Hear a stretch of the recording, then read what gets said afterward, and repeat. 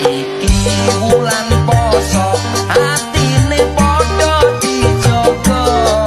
sing ra tau poso ra usah melo riyo awan marung sego wayah magrib melu buka sebule konangan alasane jarene loro buat apa susah susah itu